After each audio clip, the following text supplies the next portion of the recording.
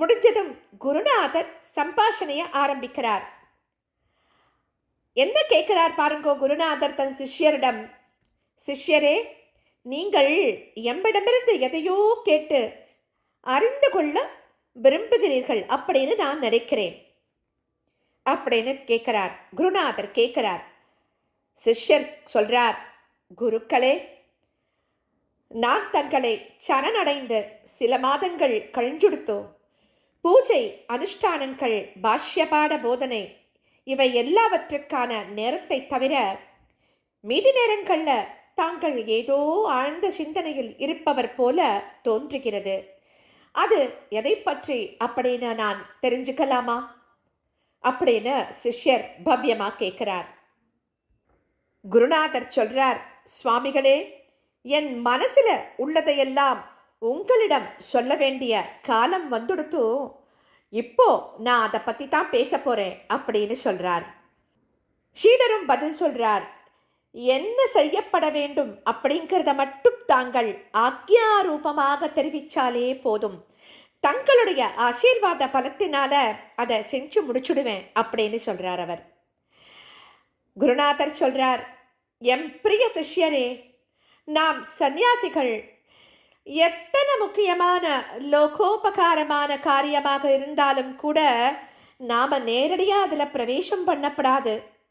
அந்த காரியத்தை செய்ய வேண்டியது ராஜ்யத்தை ஆளுபவரின் கடமை. நாம செய்ய வேண்டியது தபசும் பிரார்த்தனையும் தான். அதன் பலனை அரசருக்கு அளித்து அவருடைய கரத்தை நாம பலப்படுத்தணும். அதுதான் நாம செய்யக்கூடியது அப்படின்னு சொல்றார். சீடர் சொல்றார் அதற்கு, குருக்களே, இப்போது நடக்க வேண்டிய காரியம் என்ன? அதை செய்து முடிக்கக்கூடிய அரசர் யார் அப்படின்னு கேட்கிறார். குருநாதர் சொல்றார் அதற்கு, அப்படிப்பட்ட அரசர் யாரும் இப்போது இல்லதான். நம் சனாதன தர்மத்திற்கே பெரும் ஆபத்து இப்போ ஏற்பட்டிருக்கு.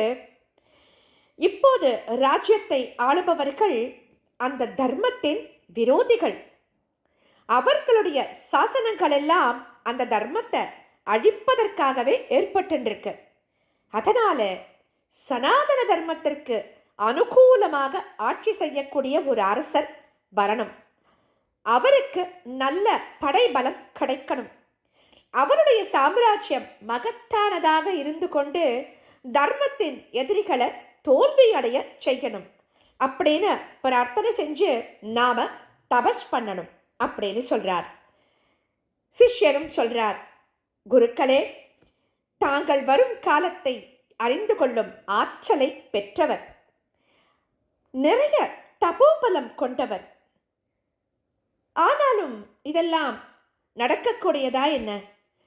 இப்போது ஆங்காங்கு ஆட்சி பண்ணி கொண்டிருக்கும் சிற்றரசர்கள் தம்மிடையே ஒற்றுமையே இல்லாமல் தாம் பலமிழந்து பலம் பொருந்திய எதிரியிடம் பணிந்து நின்றிருக்கா. அவர்ல யார் நாம் விரும்பும் அரசராக வளர்ந்து பலம் பெற்று இந்த சாம்ராஜ்யத்தை ஸ்தாபிப்பார் அப்படின்னு சீடர் கேட்கிறார். குருநாதர் பதில் சொல்றார், சீடரே, கேளுங்கோ, எனக்கு தெரிஞ்சவரை நான் சொல்றேன். இதோ ஓடுறதே துங்கா நதி.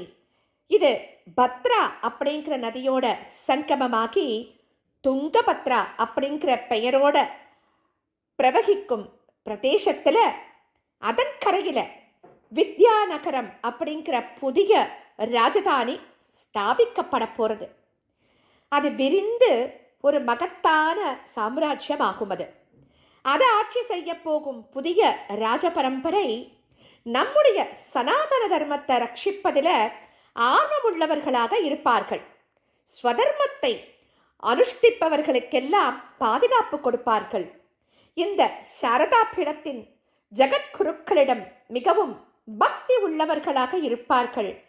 குருவோட அனுக்கிரகமும் அவளுக்கு பரிபூர்ணமாக இருக்கும் அப்படின்னு ஆச்சாரியால் சொல்றார். குருநாதர் சொல்றார்.